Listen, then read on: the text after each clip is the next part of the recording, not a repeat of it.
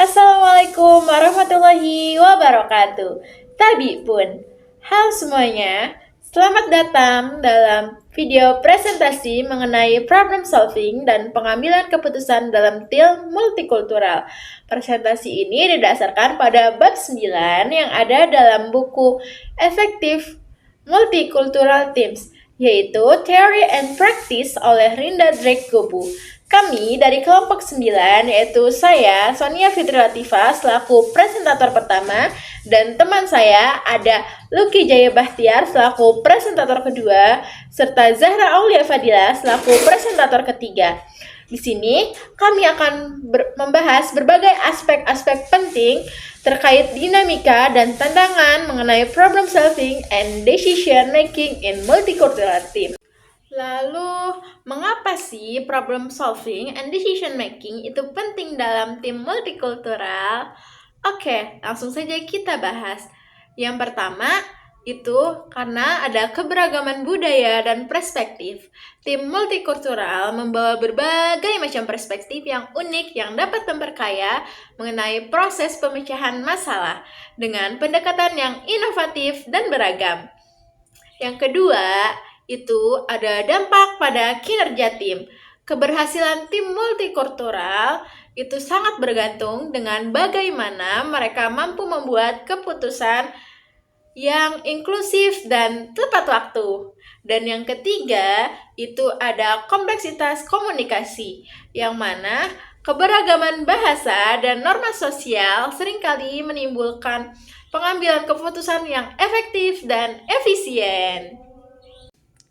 Poin berikutnya yaitu ada mengenai identifikasi masalah, yang mana di sini kita akan menggali tantangan yang unik dalam multikultural. Di antaranya yang pertama itu ada perbedaan nilai dan keyakinan. Setiap anggota membawa latar belakang yang berbeda, yaitu di antaranya suku, budaya, dan kepercayaan, yang mana hal ini sangat mempengaruhi cara mereka memandang masalah serta dalam prioritas dalam menyelesaikan masalah. Yang kedua, itu ada hambatan bahasa dan komunikasi. Keterbatasan bahasa dapat menyebabkan kesalahpahaman yang menghambat identifikasi masalah secara akurat. Dan yang ketiga, itu ada pengaruh faktor stereotip dan bias, yang mana prasangka-prasangka budaya yang tidak disadari dapat menimbulkan konflik dan menghalangi kolaborasi tim yang efektif dalam menemukan masalah yang sebenarnya. Lalu selanjutnya adalah analisis masalah, faktor-faktor budaya yang mempengaruhi problem solving. Komunikasi kontekstual. Cultural high context dan low context mempengaruhi bagaimana informasi disampaikan dan diterima dalam tim. Lalu pengambilan keputusan kolektif versus individual. Beberapa budaya menekankan konsensus bersama, sementara yang lain lebih individualistis, mempengaruhi dinamika keputusan tim. Lalu, pengaruh waktu. Perbedaan pandangan tentang urgensi dan penjadwalan dapat mengubah kecepatan dan cara penyelesaian masalah. Lalu, hierarki dan kewenangan. Budaya yang menghargai hierarki dapat membuat diskusi terbuka sulit dilakukan, menghambat problem solving yang ini karena cantik. Hierarki dan kewenangan. Budaya yang menghargai hierarki dapat membuat diskusi terbuka sulit dilakukan, menghambat problem solving yang kreatif. Lalu selanjutnya, pengembangan solusi. Strategi untuk menghasilkan opsi yang kreatif dan inklusif. Yang pertama, inclusive brainstorming.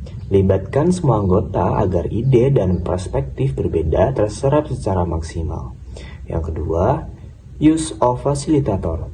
Fasilitator yang paham budaya dapat membantu mengarahkan diskusi supaya semua terdengar. Lalu yang ketiga, cultural awareness training. Pemberian pelatihan sensitivitas budaya untuk memahami dan merangkul perbedaan yang ada. Yang keempat, flexible problem solving methods. Menggunakan berbagai teknik problem solving yang dapat disesuaikan dengan kebutuhan budaya tiap anggota. Lalu selanjutnya adalah pengambilan keputusan, model pengambilan keputusan yang efektif dalam tim multikultural. Yang pertama, consensus building, mendorong tercapainya kesepakatan bersama sebagai bentuk menghormati pendapat semua anggota. Yang kedua, majority voting ditetapkan jika tidak memungkinkan mencapai konsensus dengan tepat menghormati budaya minoritas. Yang ketiga, leader decision. Keputusan diambil oleh pemimpin berwaktu terbatas berdasarkan masukan tim. Yang keempat, dialog teknik, metode anonim yang mengumpulkan pendapat.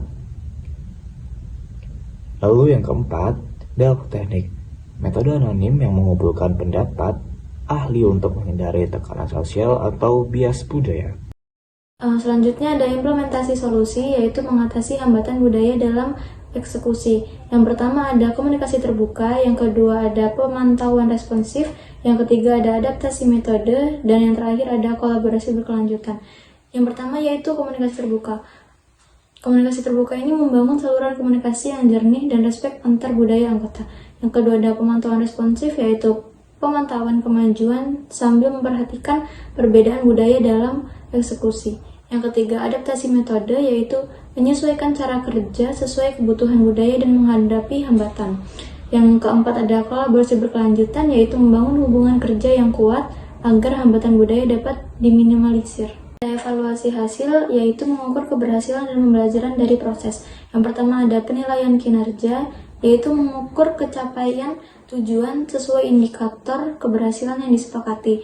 Yang kedua ada feedback multikultural, yaitu mengumpulkan feedback dari berbagai perspektif budaya untuk perbaikan berkelanjutan. Yang ketiga ada identifikasi kendala, yaitu mengevaluasi hambatan budaya yang muncul selama proses problem solving dan pengembalian keputusan.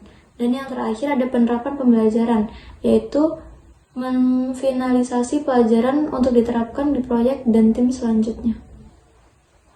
Studi kasus, yaitu ada contoh dari sukses dan kegagalan dalam problem solving tim multikultural.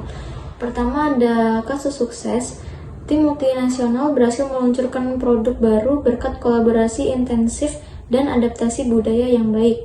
Yaitu ada yang pertama memanfaatkan perbedaan perspektif, yang kedua pengambilan keputusan berbasis konsensus, yang ketiga ada komunikasi terbuka dan dukungan lintas budaya.